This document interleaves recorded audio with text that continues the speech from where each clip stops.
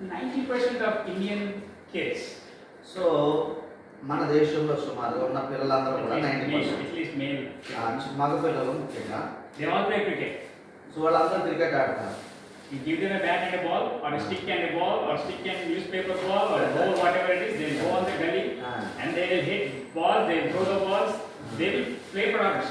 చూసారా గల్లీ క్రికెట్ అంటే అది ఒరిజినల్ బాలా, ప్లాస్టిక్ బాలా, కాగిత బాలా, కర్ర బాల్ ఉండాలంటే కర్ర బాల్ ఉంటే ఏ గల్లీలోనే మనం ఆడుతూ ఉంటాం మన పిల్లలు, ముఖ్యంగా మగ పిల్లలు. And you ask anyone, మరి వాళ్ళని అడగండి, what do you play? I play cricket.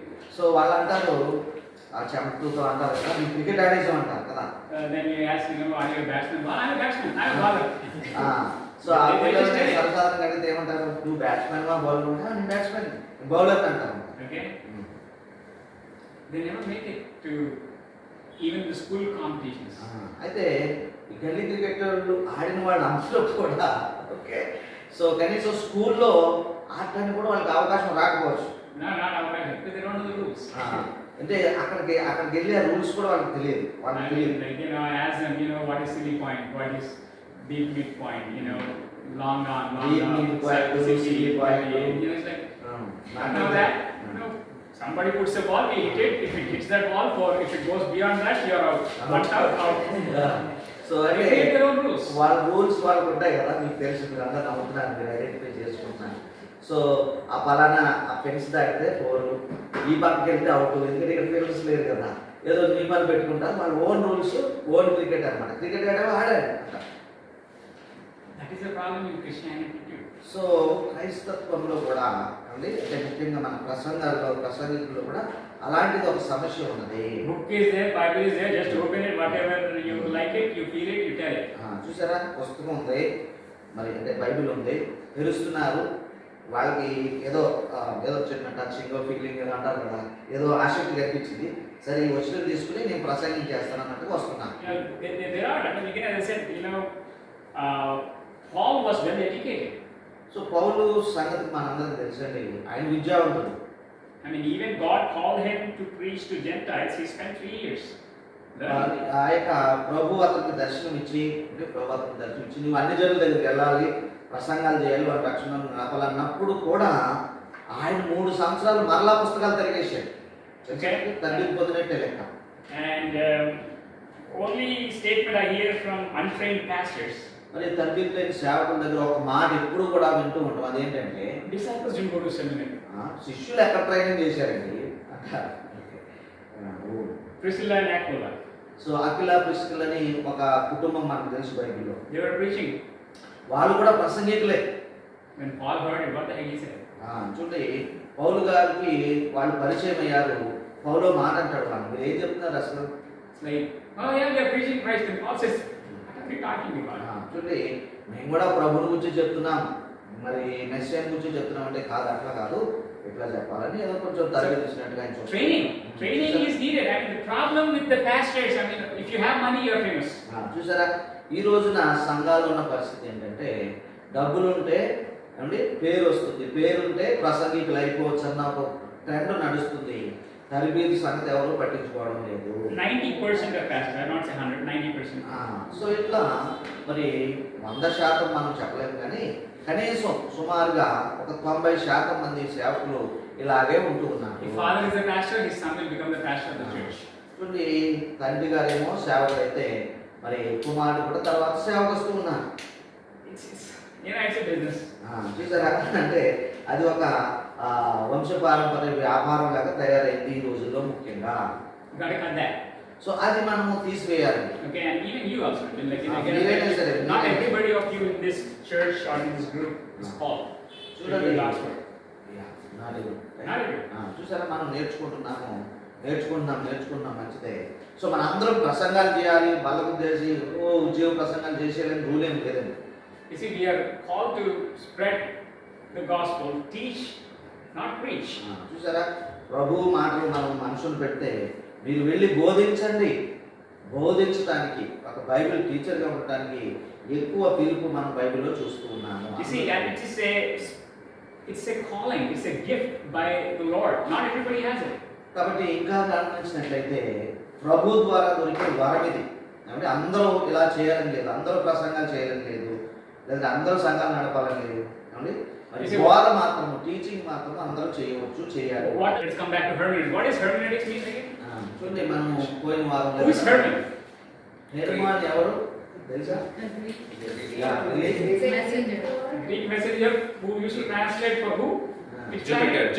Jupiter. He is the headquarters is in Jupiter. He is a translator for Jupiter. planet Jupiter.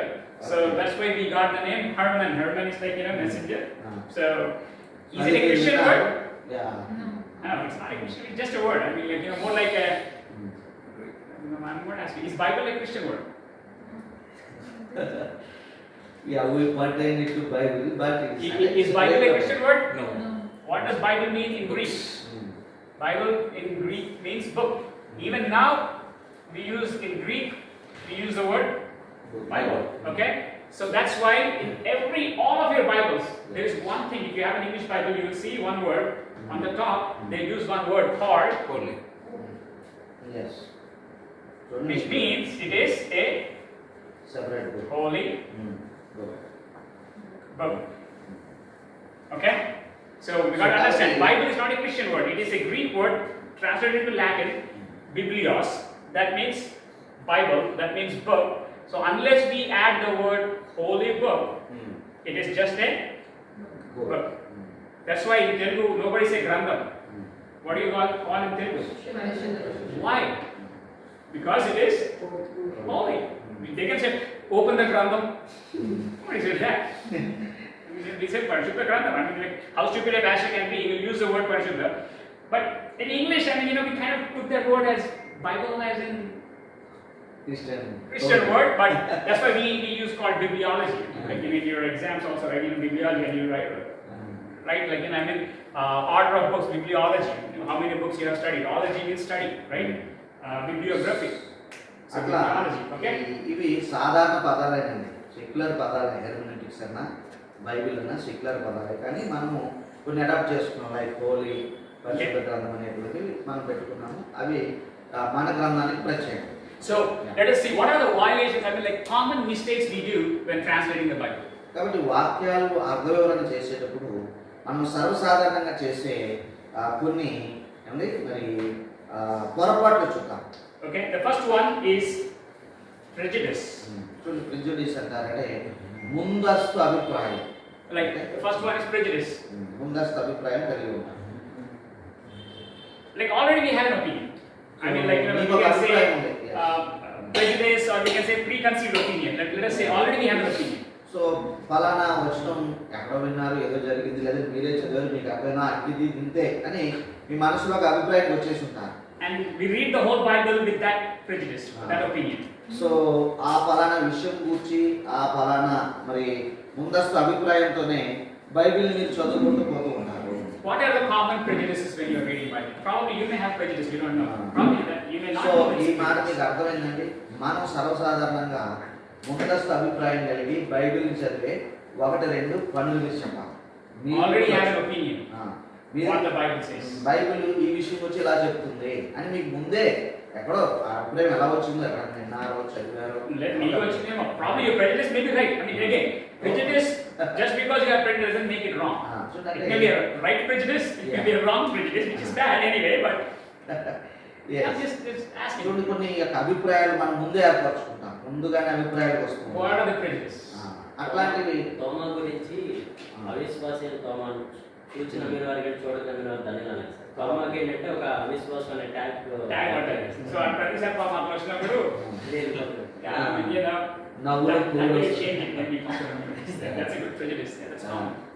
చూడండి కదా, అంతే కదా. తోమా గారి గురించి అతను ఎప్పుడు అనుమానం పడతాడు అని ఒక అభిప్రాయం వచ్చేసింది. ఎందుకు అనేది మనకు తెలియదు. సో ఇంకా తోమా ఎక్కడ కనపడినా అనుమానం అనుమానం. Thomas didn't doubt Jesus, he doubted the disciples. So అయితే ఒక కరెక్షన్ ఉందండి ఇక్కడ. ఓకే, ఇది తెలుసుకోవాలి. తోమా యేసు ప్రభు లేచాడు అన్నదానికి అనుమానం పడలేదు, కానీ ఈ శిష్యులు చెప్పిన మాట విషయంలో ఆయనకు అనుమానం ఉంది. Why? సో కాబట్టి Thomas is just not that doubtful. He doubted his disciples. As likewise the disciple doubted Yeah. Jesus. Ah, And when they were fishing, yes. oh my God, this is the Spirit. Ah. Even after knowing and seeing Jesus, Yes, yes. they doubted him to be a spirit. Mm. At least, thank God, Thomas, when he saw it, he didn't even touch him. He said, "My Lord, Mm. my God." So, So, who is more doubtful? So మనతోనే చెప్పింది నమ్మాలి కదా. Misinterpretation, again, the prejudice. Like, I mean, we just read, okay, Thomas means a character who doubts. Accepting him, everybody has doubted. చూడండి, నిజం చూస్తే తోమా గారు మరి ఆయన కొంచెం నమ్మాడు. మిగిలిన శిష్యులు కూడా అనుమానస్తులే, వాళ్ళే ఎక్కువ అనుమానస్తులు నిజానికి. కానీ మనకు ఒక ప్రీ కన్సీవ్డ్ ఐడియా ఏంటంటే తోమా గారు అనగానే అనుమానపు అనేటువంటి పేరు. Okay, any other doubts, any prejudice that we have when we are reading it? So ఇంకా ఏమున్నాయంటే, ఓకే, ఒకటి తోమా గారి గురించి నిజంగా ఆయన ఏమంత అనుమానస్తులే కాదు. ఓకే, మనకంటే కాదు. మనకంటే అసలు కాదు. సో ఈ నిజానికి యేసు ప్రభుని గౌరవించి ఆయన పొందుతాడని లేచిడని ఆయన ముట్టుకోకుండా నా దేవుడా, నా లార్డ్ లేదా నా ప్రభు అని ఆయన ఆరాధించిన వ్యక్తుల్లో అతడు మొదటి వాడుకున్నాడు. సరే, ఎనివే అట్లాంటి ఇంకేమున్నాయి pre conceived ideas? Okay, so next problem is when common mistakes is wishful thinking. చూడండి, ఇంకొకటి ఏమిటంటే మన కోరిక సంబంధమైన లేదంటే ఆశా సంబంధమైన ఆశావహ ఆలోచన. ఓకే, ఆశావహ ఆలోచన.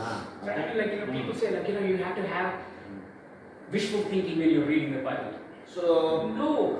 మరి Let the Bible speak, then you wish whether it was right or not.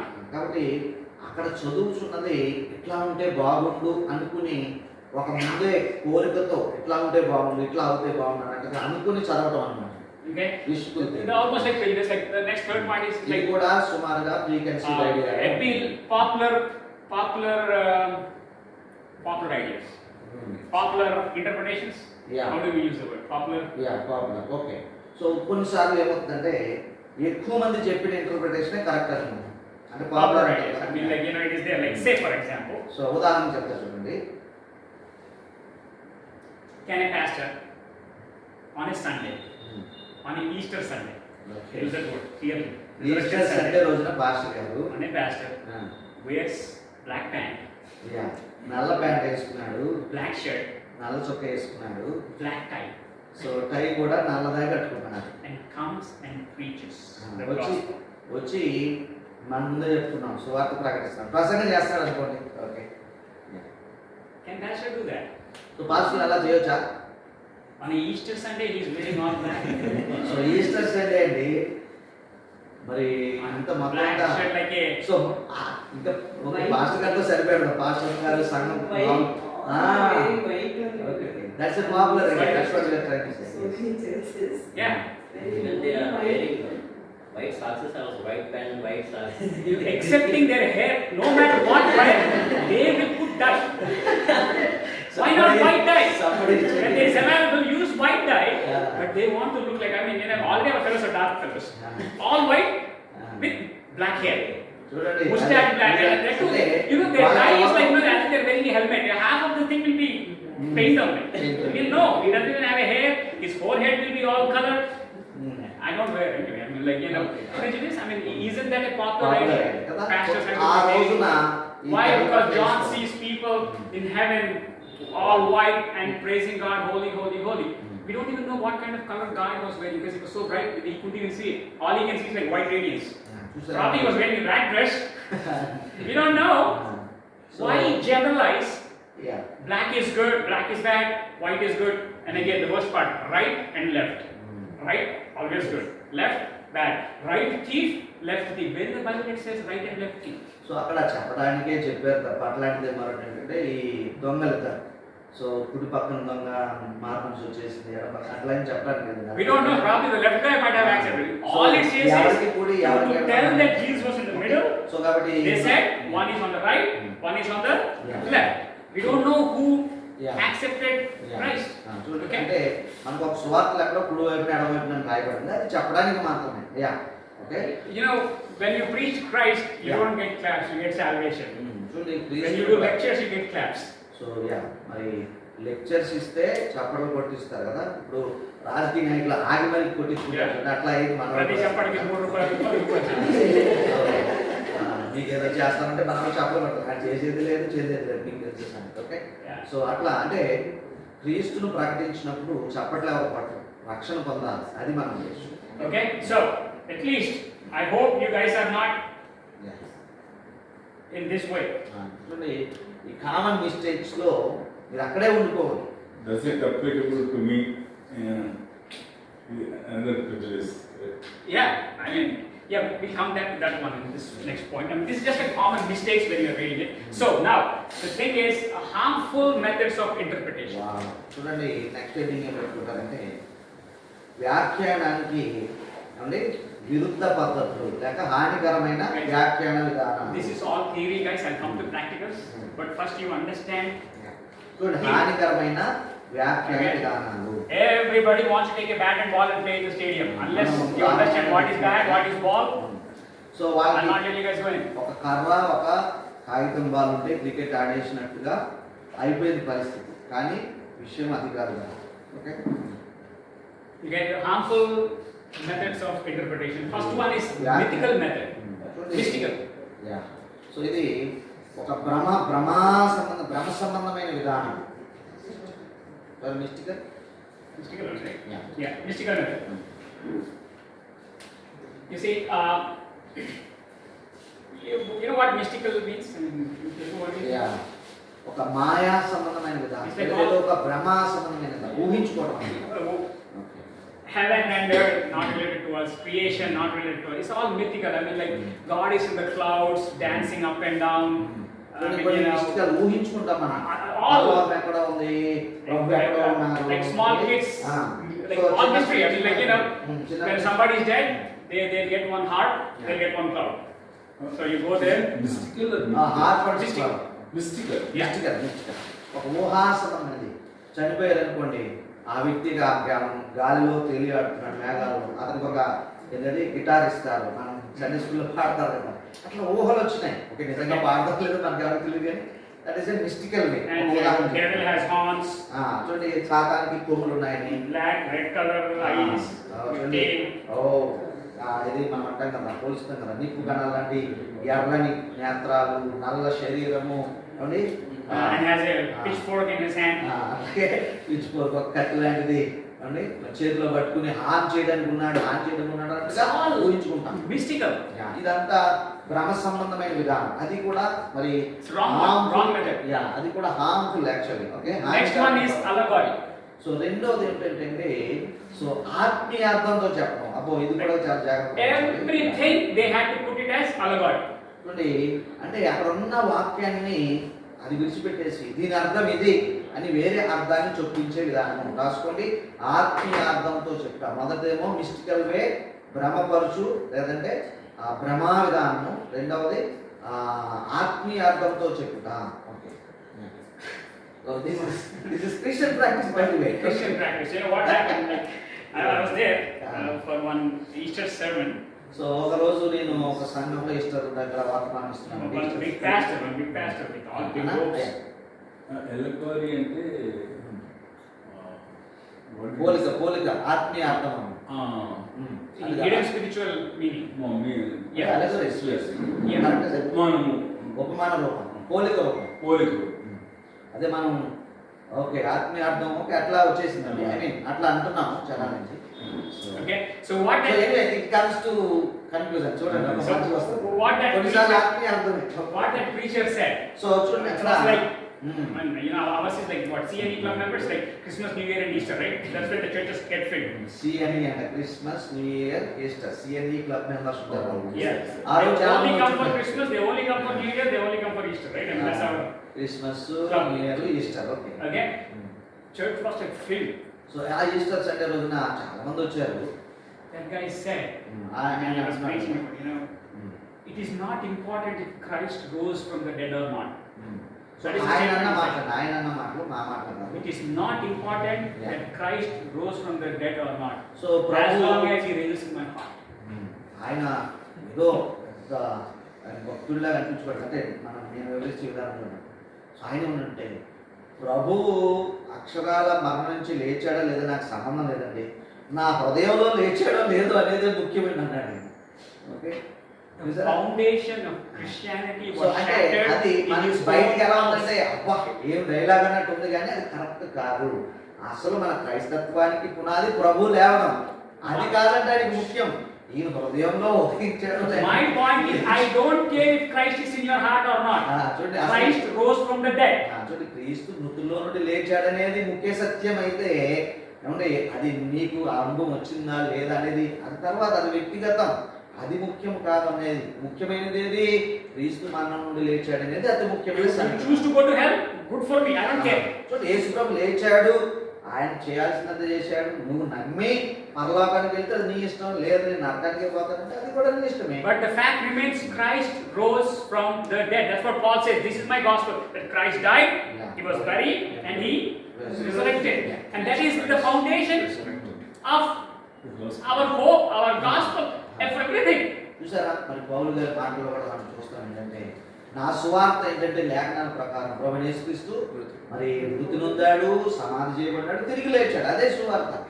నీలో లేచాడు, నాలో బ్రతుకుతున్నాడు, నాలో ఉదయించాడు. ఇవన్నీ కడిప మాటలు, ఇవి correct. That's a good word. Okay నాలో ఉదయించాడు. అగైన్ సో ఈ రోజు ఇన్ మై హార్ట్.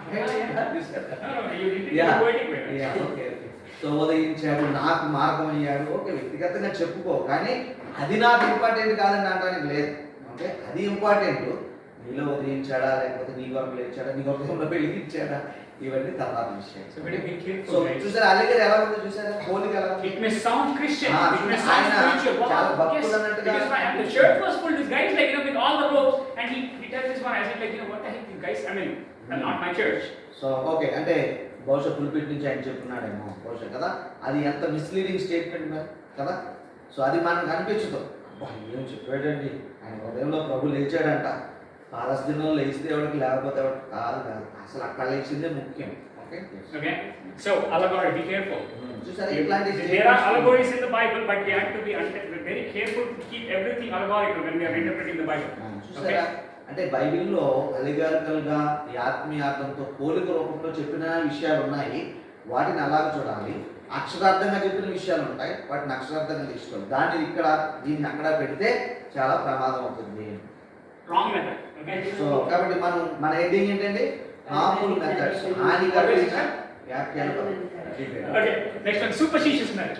సో ఇంకోటి ఉందండి, ఇది కూడా ఏంటంటే అండి మన superstitious. My question is, are you superstitious?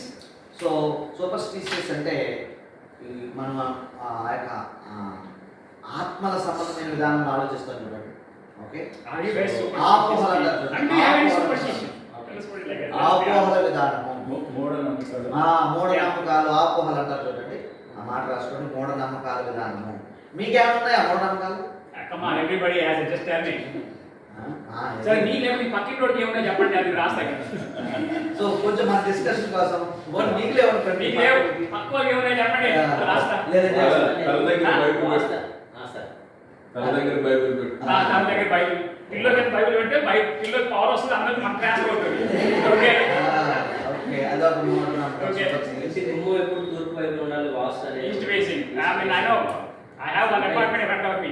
In front of his house is all bathroom, but still east facing. Hey, look at the main road is this side, but he wants to keep east facing, and all the bathroom pipes are there. I don't know. So, Christians are doing that. Yeah. Okay. What is that? Bible Bible. Coconut oil parachute, very important. Superstitious 10 రూపాయలు. And it's only parachute. Blue color bottle. So వాళ్ళు ప్రార్థన కోసం దాన్నే వాడతారు మరి ఏంటో. You get Dabur, red color, No. Vatica, green color, not clear oil. So, Parachute, అంటే- small bottle, openable cap. So Please, Lenti days. Lenti days which able to తినొచ్చు కదా బాగా. ఏది చేయకూడదు sir? Lenti is nothing, no good works. అవును. No marriages, no preparation, comes under this no church. superstition, These are all superstitious methods. So అంటే ఎవరో church No non-veg. No non veg no slippers, no non Nothing, no clothes. చూసారు ఇవన్నీ No. Harmful interpretation methods. Okay This things have to come out. come out of your brains. కాబట్టి ఇవన్నీ వదిలించుకోవాలి, కష్టమే కానీ వదిలించుకోవాలి. You had to, unless you leave your superstitious, your allegories, your mystical methods, you cannot hear God speaking to you. కాబట్టి వాక్యం నుంచి దేవునితో మాట్లాడేది నువ్వు తెలుసుకోవాలంటే ఈ యొక్క హార్మ్ఫుల్ ఇంటర్ప్రిటేషన్ మెథడ్స్ నుంచి ముందు బయటపడాలి. అది So, inductive Bibles, inductive method. చూడండి, ఇండక్టివ్ మెథడ్ అట్లానే రాసుకోండి. ఇండక్టివ్ మెథడ్ ఉందండి, ఇది చాలా ప్రాముఖ్యమైనది. This is, I usually follow this one. So ఏ బైబిల్ ప్రసంగికైనా ఎక్కువ శాతం నేను కూడా దీన్నే వాడుకుంటాను. There are two types of method. One is inductive and deductive. చూసారా, ఇండక్టివ్ అండ్ డిడక్టివ్ ఆ పేరులోనే అర్థం ఉందండి. సో అవి ఎట్లా ఉంటాయి చూద్దాం. రెండు పద్ధతులు ఉన్నాయండి అసలు యాక్చువల్గాను, ఇండక్టివ్ ఒకటి, డిడక్టివ్ ఒకటి. Okay? Two methods are there. So ఈ రెండు పద్ధతులు ఉన్నాయి. Let us get to deductive first. So అది డిడక్టివ్ మెథడ్ గురించి నేను చెప్తా చూడండి. మొదట Deductive method is more like you coming and preaching at a birthday service, birthday event. event. చూడండి, డిడక్టివ్ మెథడ్ అర్థం చేసుకోవడం ఒక ఉదాహరణ ఏంటంటే, నువ్వు వెళ్ళావు, ఆ కార్యక్రమం ఏంటంటే బర్త్డే, నువ్వు అక్కడ ప్రసంగం చేస్తున్నావు. Or Thanksgiving. సో లేదంటే కృతజ్ఞతాస్తుతి కూడిక. Okay? So what do you do? So అక్కడ మనం ఏం చేయాలి? Wherever Krutajnata is there, you bring everything. Moses, Krutajnata. Abraham, Krutajnata. అని చెప్పి David, Krutajnata. అని చెప్పి- Old Testament, Krutajnata. New And testament. they put everything together and we had to be Krutajnata fellows. కాబట్టి Right? మోషే కృతజ్ఞత చూపించాడు, అబ్రాహాం చూపించాడు, దావీదు చూపించాడు. కాబట్టి మనం కూడా కృతజ్ఞతగా ఉండాలని ఆ కూడికలో వాక్యం చెప్పేస్తారు. So what we do is we try to get all the things that are there everywhere కాబట్టి and try to deduce this is the meaning. కాబట్టి మనం ఏం చేసాము, ఆ యొక్క సంఘటన లేదంటే ఆ యొక్క ఈవెంట్కి సంబంధించి ఇది థ్యాంక్స్ గివింగ్ కాబట్టి బైబిల్లో థ్యాంక్స్ గివింగ్ ఎక్కడ ఉందో తీసుకుని వచ్చి మనం కూడా ఎట్లా చేయాలి అని ముగించాం. Okay, Like 7 steps for prayerful life. So yeah మరి మరి ప్రార్థనా జీవితానికి లేదంటే ప్రార్థనకు 7 మెట్లు అని ఒక అంశం Okay? తీసుకున్నాం. Or 7 steps for successful life. మరి విజయవంతమైన జీవితానికి 7 మెట్లు. I mean, I have to use 7 Indian language. అది 6 అని చెప్తే 7 సైడ్ కూడా 6 అనలేము మనం. సో 6 అంటే ఆడుగా ఉంటుంది కాబట్టి 7 అన్నాము. Why odd? It's not even an odd number, it's an even number, sir. It's an odd number.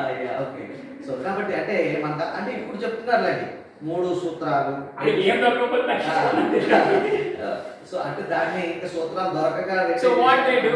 Deductive. Deductive 7 steps. Oh, ఒక స్టెప్ పక్క నుంచి ఒక స్టెప్ ఇక్కడ నుంచి ఒక స్టెప్ పక్క నుంచి, one is Charminar, one is Golconda, one is Qutub Minar, one is Agra, one is other things. చూడండి, That is not the way you read the Bible. That's not you preach the Bible. Method ఏం చేశాడు ఆయన, ఒకటి చార్మినార్, ఒకటి పటాన్ చెరువు అన్నట్టుగా ఇష్టం వచ్చినట్టు ఎక్కడి నుంచి పెడితే అక్కడ తీసుకున్నాడు.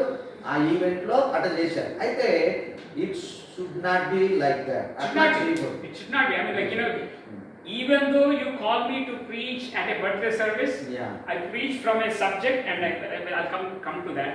Okay? సో డిడక్టివ్ మెథడ్ మనం ఎక్కువగా వింటా ఉంటాం కదా. Don't do that. Don't. అది బైబిల్ విషయాన్ని అంత పర్ఫెక్ట్ గా రివీల్ చేయదు, లేదంటే అది కన్వే చేయదు. Not the proper way. అది సరైన You can విధానం read it కాదని to understand. మరి పెద్దలు నిర్ణయించారు. డిడక్టివ్ మెథడ్ మనం సర్వసాధారణంగా వింటాం. అబ్బో ఏ ప్రసంగం అండి, మోషే కృతజ్ఞత అంట, నోవా కృతజ్ఞత అంట, ఎప్పుడు వినలేదని చెప్పండి కొడతాం. Their sermon starts with, say for example, they will say Genesis 3:1-7, right? I mean, that may be the Bible reading. His first point will be James 2. Okay. So ఈ 7. మెథడ్ లో ఏముంటదంటే Next one, Mark 3. చూడండి, అది ఎక్కడి నుంచి అని వస్తాయి. ఇందాక sir చెప్పారు కదా, 6, ఒకటి 16. కూర్చున్నారు, ఒకటి And then Charminar, let us put it like that. Somewhere Ezekiel. So Bible ఎక్కడో ఆ ఫలానా అంశాన్ని తీసుకొచ్చి చెప్తూ ఉంటారు. Huh? Revelation last. Yeah, Revelation. Whatever it is. I say again, you know, you started with this. Haggai brother. Yeah.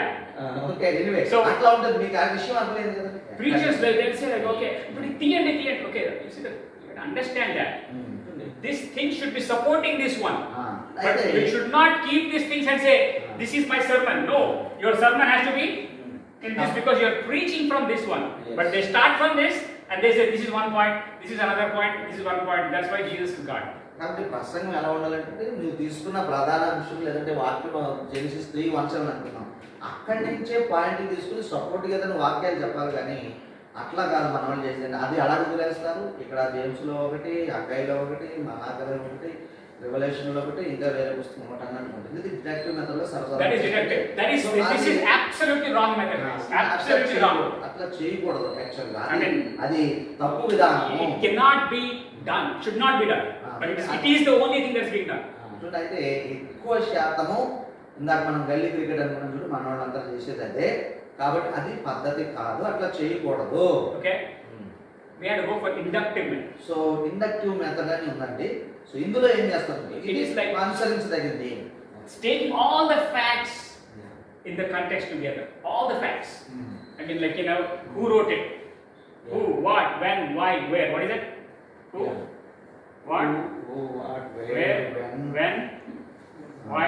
And again, we can say how also. Like, who is he? చూడండి, అంటే inductive method ఏంటంటే మీరు తీసుకున్నవి When? 5 వచనాలా, 2 వచనాలా, Why? 1 వచనమా, ఎందుకు, ఎక్కడ, Where? ఏమిటి, ఎవరు Who అని is అందులో he? నుంచే When రావాల్సి is? ఉంటుంది. Then why is? So and so. So where is? There. Yeah. Something like that. Yeah, I missed what, something. what. Okay. When what? Yeah. What is that? So అట్లా So you have to come with this one, like, who wrote it, Yeah. why he wrote it, Yes. when he wrote it, what is the context. Stick to one passage that you are reading. So కాబట్టి ప్రసంగాలు సర్వసాధారణంగా నుండి ఒక చోట నుండి తీసుకుంటే మంచిది. అందులో తీసుకోవాలి. అందులో ఎవరు ఉన్నారు, ఇక్కడ ఏం చెప్పారు, ఎప్పుడు చెప్పారు, ఎందుకు చెప్పారు, చెప్పిన విషయం ఏమిటి అనేది వివరిస్తే అది సరి అయిన Say for example, if one police guy or a CBI guy is investigating a murder. దీన్ని అర్థం చేసుకోవడానికి ఒక క్రైమ్ సీన్ కి వెళ్దాం. Okay. సిబిఐ వచ్చాడు, అక్కడ సిచ్యుయేషన్ చూస్తున్నాడు అనుకుందాం. One guy is dead. Crime scene మీకు తెలుసు, ఎవరో చంపివేయబడ్డారు. Okay. The first thing investigator will do. So అక్కడ ఆ యొక్క పోలీస్ అయిన ఏం చేస్తాడు తెలుసా? మొట్టమొదటి What is GST 2.0? GST 2.2 version ఎలా ఉందబ్బా అని అక్కడ ఆలోచిస్తాడా? చర్చలో కదా. Did oil prices decrease? So వంట నూనెల ధర ఏమైనా తగ్గిందా అని ఆలోచిస్తాడండి. The first question he will do is మొట్టమొదటి ఏం చేస్తాడు తెలుసా? he will scan the area. చూడండి, ఆ యొక్క చుట్టూ ఉన్న ప్రాంతాన్ని పరిశీలిస్తాడు. అదే ఆ Who is ప్రాంతం this guy? ఇతను ఎవరు, How was he killed? Yeah, I lots mean, of- what is the possibility, time of death, weapon of death, what are his backgrounds and all that. He only sticks to Yeah. this guy. He doesn't stick to his wife's, brothers, daughters, marriage. చూడండి. So మీకు తెలుసు ఎవరు dependent ఉన్నారండి. Okay, లేకపోతే ఇంకా మంచిది, ఫ్రీగా మాట్లాడుకోవచ్చు. ఓకే. సో వాళ్ళు ఓకే చేసేది ఏంటంటే ఈ చచ్చిపోయిన వ్యక్తి గురించి ఆలోచిస్తారు. ఇతను వయసు ఎంత, ఎలా చంపబడ్డాడు, చంపి ఎన్ని నిమిషాలు అయిపోతుంది, లేదా ఎన్ని గంటలు అయిపోతుంది ఏమండి, ఈ విషయాలు ఆలోచిస్తారు తప్ప తర్వాత ఎక్స్టెండెడ్ ఇంటరాగేషన్లో భార్య గురించో, భార్య బంధువులో తర్వాత వస్తుంది. కానీ ముఖ్యంగా అయితే మాత్రం ఈ యొక్క క్రైమ్ సీన్ గురించి అక్కడ ఉన్న విషయం గురించి అట్లా ఆలోచిస్తాడు. His target is to find the guy who killed him. కాబట్టి సో ఎవరైనా చంపివేయబడినప్పుడు మొదటి ప్రధానమైన అంశం ఏంటంటే ఎవరు చంపారు అనేది కదా. Okay. So after knowing all the facts, so కాబట్టి he, who, what, where, when, how అనేది తెలుసుకున్న తర్వాత then he will go to his connections. So కాబట్టి ఇప్పుడు అసలు ఇతని బంధువులు ఎవరు, Then he will go to his connection. Okay. He may have some connection with James. He may have some connection with Mark. He may have some connection with ఇప్పుడు మనం Ezekiel. Biblical context లో మాట్లాడుకోవాలంటే ఈ యొక్క passage కి ఇంకా ఎవరు సంబంధం పడి మాట్లాడుతున్నారు? యాకోబు అని చెప్తున్నాడా, మీరు అన్నట్టు హగ్గయ్య అని చెప్తున్నాడా, లేదంటే ప్రకటన గ్రంథంలో ఏమన్నా అని మనం ఆలోచించాలి. These are only supporting guys. These guys didn't kill him. చూడండి, ఈ యాకోబు గారు, రెవల్యూషన్ వాళ్ళు ఆయన ఏం చెప్పలేదు, ఆయనతో సంబంధం ఏమి ఉండదు అసలు నిజానికి. So investigation has to be who, what, where, when, why, then, how. చూసారా, మొట్టమొదటి ప్రధానమైనది ఏంటంటే ఎవరు, ఏమిటి, ఎందుకు, ఎప్పుడు, ఎలా జరిగింది అనేదే ప్రధానమైన విషయం. And we cannot come to a conclusion. Okay, east side facing ఉన్నాడు కాబట్టి ఇది real he estate is directly going to heaven. If west side పడి ఉంటే నార్థన్ వెళ్ళాడు. సో అని మనం డిసైడ్ చేయడానికి Can't do that. I mean, he died on the 6th Friday. He should have died on 7th Saturday or 7th Sunday. He would have gone to heaven directly. 7వ తారీఖు ఆదివారం కూడా చచ్చిపోతే పర్లోకానికి వెళ్తుడు. కానీ వీడు ఇతను ఏం చేశాడు, శుక్రవారం చచ్చిపోయాడు, 6వ తారీఖు ఇతను పర్లోకానికి వెళ్ళాలని డిసైడ్ చేయడానికి ఏమనుకో So deductive study is you check everything. Who is the author? Why he wrote it? What is the context? To who is the audience? Now the question is, now they say, how do we know, brother? చూడండి, ఈ inductive method లో ఈ పద్ధతులు మనం చేయాలి. ఇవి మనకి ఎలా తెలుస్తాయి? అది How will you know? ఎలా తెలుస్తాయి మనకి? Did not know by Bible. I'm being very honest. You just read the Bible, you never get. చూడండి, బైబిల్లో ఇవన్నీ అక్కడ రెడీమేడ్ గా మనకి ఏమి ఉండవు. ఎవరు It will be there. I mean, you know, the question is, readymade గా మాత్రం ఉండవు. there are some people who did some study so about certain things. Like కాబట్టి Jerusalem. Where is Jerusalem located? చూడండి, ఎక్కడ ఏమిటనే ప్రశ్నలకి పండితులు కొంతమంది మనకు సహాయం చేయడానికి పుస్తకాలు లాంటివి సహాయాలు హెల్ప్స్ ఉంటాయి. సో దానికి యెరూషలేం గురించి మాట్లాడదాం. యెరూషలేం ఎక్కడ ఉంది మీరు చెప్పండి. Where is Israel? ఇజ్రాయెల్ ఎక్కడ ఉంది అని మనం ప్రశ్నించుకోవాలి. అవసరమైతే books. So somebody will say, okay, Israel is in between this and this. Like, so usually says Jericho. Where is Jericho? మరి బైబిల్లో మనం ఎరుకు అనే ప్రాంతం బాగా చూస్తూ ఉంటాం కదా. Okay, so ఎరుకు ఎక్కడ ఉంది? Jesus is telling, you know, a man was coming from Jerusalem to Jericho, or Jericho to Jerusalem. చూడండి, ఆ యొక్క ఉపమానంలో చూడండి. సో ఆయన ఎక్కడి నుంచి వస్తున్నాడు? యెరూషలేం నుండి ఎరుకోకు పోతున్నాడు కదా. You see, he's coming from Jerusalem to Jericho. Jericho, and the reason why he used that one is Jerusalem is on a higher position, Jericho is in a lower position. Does it say in the Bible anywhere? So అంటే ప్రయాణాలు ఎవరు చేసినా But how do we know that? ఏమండి? We కొండ go నుంచి to దిగుతున్నాడు history books, okay, and then we history books. Okay, so probably this is the temple. Okay. దేవాలయం వెళ్ళొస్తున్నాడు. From there, this guy is coming down. We don't know whether this guy was going up or going down, but this guy was in the middle of the road. So we don't know the Samaritan was going up or going down. We don't know whether the priest was going up or going down. My question is, why would a priest want to go from Jerusalem to Jericho? They don't come. చూసారా, అంటే అది ఉపమానం కింద చెప్పారు కాబట్టి చాలా situations కల్పించబడ్డాయి. So certain facts. ఎరుకోకి యాజకులు వెళ్ళే పని ఏమి ఉండదు. ఓకే, అసలు ఈ గాయపడిన వ్యక్తి ఎరుకో నుంచి యెరూషలేంకి వెళ్తున్నాడా, యెరూషలేం జెరికోకి వెళ్తున్నాడా, ఏదో మనకు ఒకటి మెన్షన్ చేయబడి ఉంది. ఎవరైనా చూడండి, కూర్చోమంటారు ఉపమానంలో. ఓకే, సో ఇవి కొన్ని డీటెయిల్స్ మనకు తెలియదు. అసలు యాజకులు ఆ రోడ్డుని అలానే వెళ్ళరు లెక్కబడి, కానీ అక్కడ సిచ్యుయేషన్ చెప్పారు. So you have to read certain commentaries. I mean, not solo books. Okay, so I mean ఆ యొక్క పనికిరాని వీడియోలు కానీ బుక్స్ కానీ కాదు కానీ. No, even there are some Telugu Christian solo books are there. Okay, which are not biblical. ఏదో passion నచ్చింది రాశాడు మన బ్రదర్ చదవండి. It's like, you know what, I have so many books in my house, guys, I didn't even check the cover of it. అంటే తెలుగులో కూడా చాలా మంది పండితులు రాశారు. కొంతమంది First of all, I don't understand Telugu. The second story, even I get an English book, I know the author, and I say, you get Christ in the review of book రాశాడు. So అంటే కొన్ని fundamentals సరిగా లేని వాళ్ళు books రాస్తే వాటిని మనం చదివి సమయం వేస్ట్ చేసుకోవడం వ్యర్థం కదా. సో అది విషయం. So that is why I always recommend you. Now you have 3 years course here, 2 years? 2 years. Get one good study Bible. కాబట్టి 2 years కోర్సులో మీరు ఈ 2 years క్రమంలో ఇప్పుడే కొనుక్కోమని ఏం లేదు. సో ఒకవేళ కొనుక్కోగలిగే ఒక స్టడీ బైబిల్ మీరు సంపాదించుకోండి. తెలుగు కావచ్చు, ఇంగ్లీష్ కావచ్చు. In Telugu, అందులో ఉంటాయి ఈ వివరాలు, English. వాట్ వేర్ వెన్ అనేది మనకి బైబిల్లో ఉంటాయి. కానీ like, you know, for example, as a matter of fact, who wrote the book of Matthew? So మత్తయి సువార్తను ఎవరు రాశారు? Oh, really? Does it say in the Bible anywhere? I, Matthew, have written it? మరి మత్తయి రాశారని మనకి ఏమైనా ఉందా బైబిల్లో? బైబిల్లో అయితే ఉండదు కదా. But how did we say Matthew wrote it? On what basis we are saying Matthew wrote it? Matthew రాశారని ఏ ఆధారం బట్టి మనం అంటున్నాము? Somebody researched it. Somebody did it. and wrote in a separate book. And we strongly believe it is true. మరి అలాగే మనం అది నమ్ముతున్నాం. అవును, ఇది నిజమే, మీరు చేసిన. But if I give somebody this book directly, book of Matthew, but John, tell me, when did Matthew write this book? సో కొత్తోళ్ళకి మనం ఇచ్చి మత్తయి సువార్త తీయండి తీయలేరు. ఆ మత్తయి సువార్త ఎవరు ఇచ్చినా రాశారు? కూడా ఆ ఇంప్రెషన్ ఎక్కడ లేదు కదా అక్కడ. అక్కడైతే ఉండదు. He didn't write. We so అది don't ఎక్కడ know who ఉండదు? wrote it. We don't know when he study wrote it. Bibles లో ఉంటుంది. But on what basis we are saying, oh, he wrote it in what, 30 AD, 35 AD? Matthew? I don't know, he wrote it before Christ came. I mean, second coming, not the first coming. So మత్తయి ఎప్పుడు రాశారనేది కూడా research చేసి వాళ్ళు పెట్టారు. So there are timelines, there are deadlines, and how do you know that? You know it by a study Bible, a commentary. You know, does anybody have study Bible here? ఇప్పుడు దగ్గర ఎవరి దగ్గర ఉందా? Okay, okay, Get my study Bible, guys. You know, it's always helpful. Do you have a study Bible? No, one. Telugu study Bible? నవ్వు No, nobody has. Okay అంటే ఉదాహరణకు ఏదైనా I mean I have a study Bible in mine. మన library కూడా ఏం లేదు sir బీరువాలు కానీ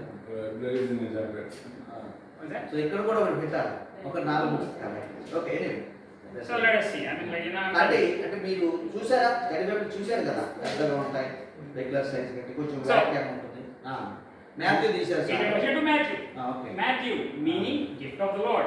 Other name is in Levi, Ah. 9:9.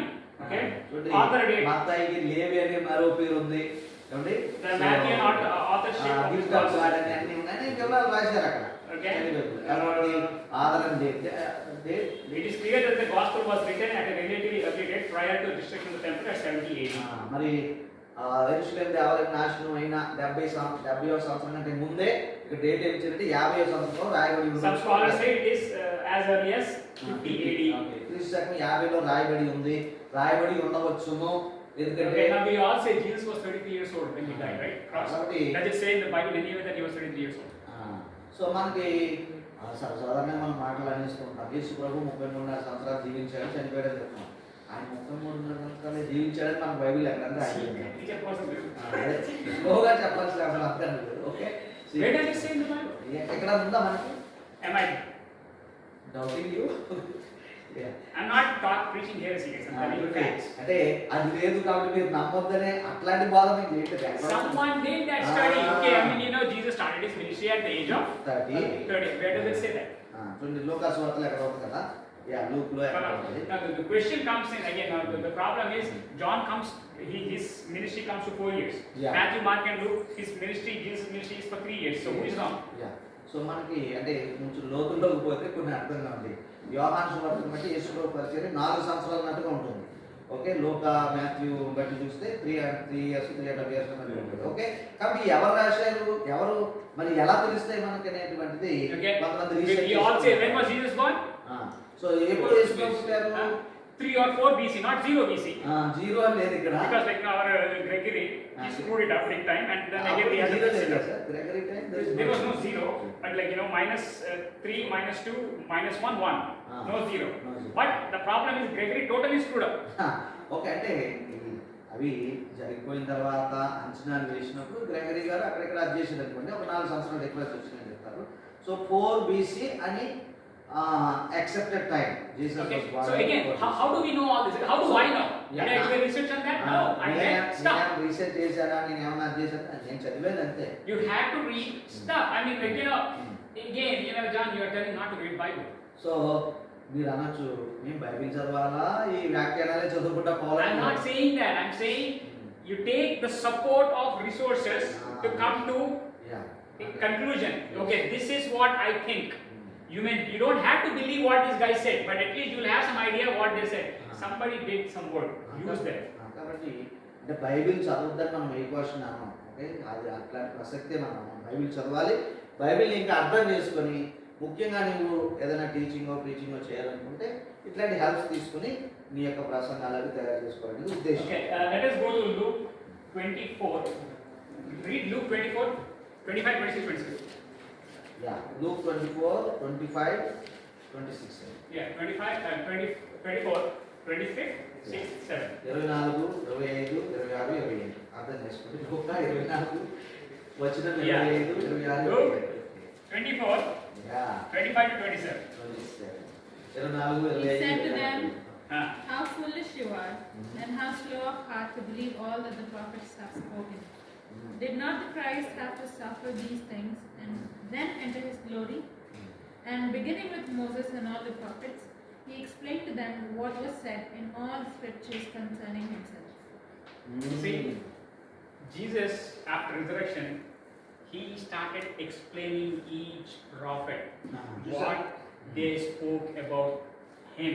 చూసారంటే తన గురించి లేఖనంలో రాయబడిన వాటన్నిటిని తన శిష్యులకైనా మరి వివరించినట్టుగా తను కూర్చిన వచనముల భాగము వారికి తెలిపాడు 20వ వచనంలో మోషేయు సమస్త ప్రవక్తలను మొదలుకొని అంటే లేఖనములో తను కూర్చిన వచనముల భాగం వారికి తెలిపాడు About him, what does this prophet talk about? Jesus. So పలానా ప్రవక్త ఏం చెప్పాడు క్రీస్తు గురించి వివరించాడు. He expounded, that's what he says, right? I mean, he expounded, I mean, he explained. What does the scripture talk about this? What does Moses say? What does the prophet say? I mean, like, again, there is a word called Moses and prophet, means Torah plus the remaining books. చూడండి. I mean, Sadducees and Pharisees. So, Moses represents the law. Prophets represent the whole Old Testament. So, he talks about what does the whole OT talk about? Jesus Christ. చూడండి, మోషేయు సమస్త ప్రవక్తలను అని ఉంది చూడండి. మోషే అంటే మోషే గ్రంథాలు 5 అనేటువంటిది అర్థం. అలాగే ప్రవక్తలు అంటే మిగిలిన పాత నిబంధన. ఓకేనండి? అట్లా. So, the whole Bible, he says not just one book. What does the whole Bible talk about? Jesus Christ. కాబట్టి అక్కడ తన్ను కూర్చున్న వచనముల భావము వారికి తెలిపెను. About him, I mean, there we go. Now we Christians, we are saying Christ is not there in the Old Testament. Jesus is saying, you know what? From Moses to prophets, it's all about me. చూడండి, కొంతమంది క్రైస్తవులు ఏమంటారంటే అసలు యేసుప్రభు పాత నిబంధనలు ఎక్కడ ఉన్నాడని అంటారు. మరి నేను ఉన్నానని వచ్చిన భావం Jesus himself is saying, he's talking about himself. తన గురించి తాను ఎట్లా ఉన్నాడు, ఏంటి, లేదంటే ఏం చెప్పారు, ఎలా ఉన్నాడు అనేది అక్కడ చెప్పుకుంటున్నారు కానీ ఇక్కడ మనం చూస్తాము. So that is how you do inductive study. So ఇదండి ఇండక్టివ్ స్టడీ అంటే Okay? వివరాల్లోనికి వెళ్ళటము. If we take a break, brother, 1 minute break. Yeah, we'll take 5 minutes. And then we'll come back to the real rules of interpretation. చూడండి, ఈ 2 విషయాలు మనం చూసాం, deductive method, inductive method మనం చూసాము. ఒక 5 నిమిషాలు బ్రేక్ తీసుకున్నామండి. బ్రేక్ తర్వాత మనం ఏం చేద్దామంటే కొన్ని రూల్స్ ఉన్నాయి, ఇంటర్ప్రిటేషన్ రూల్స్ ఉన్నాయి, వాటి